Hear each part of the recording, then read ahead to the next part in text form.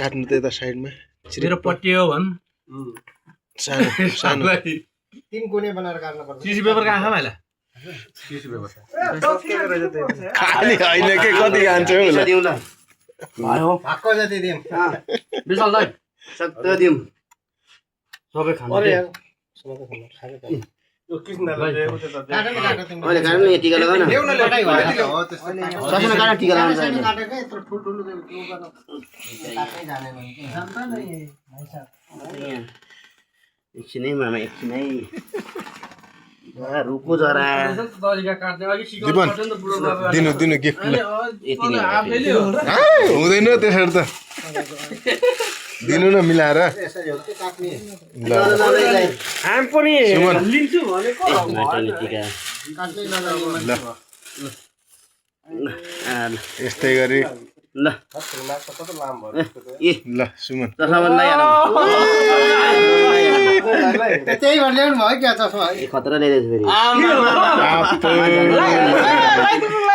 नलाउनु के अलि लाग्छ गोरे अनुसार खतरा ल्याइदिएछ फेरि खत्रै हो ल ल सुमन नि म पनि कपडा लिन्छु भनेको दुईटै यही ल्याइएन के भाइ पर्दैन के साइकल के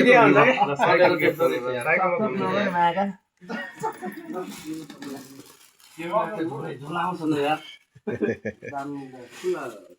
ल हेलो हेलो हेलो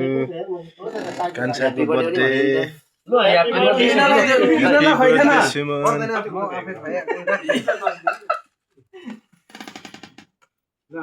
त्यसो ढक्कन मैले कता राखिदिएँ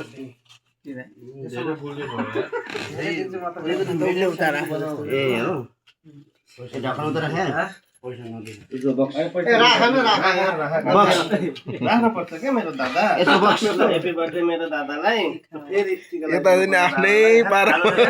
भिडियो गरिरहेछ मामाले कटाइदिएको हो गरिरहेछ मामाले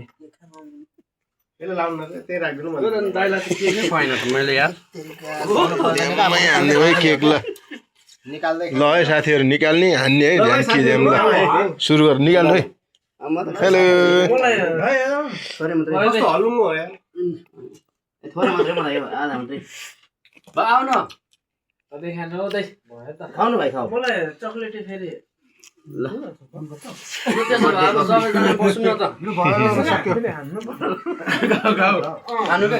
सुमन उठ्नु अब भयो ल भयो साइड अब टेबलमा राख्नु त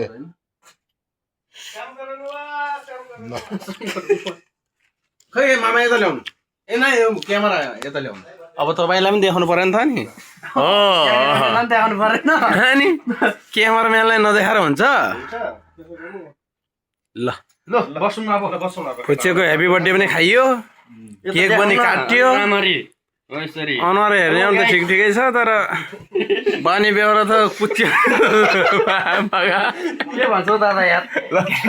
डब्बा हालेर चेप्ने जस्तो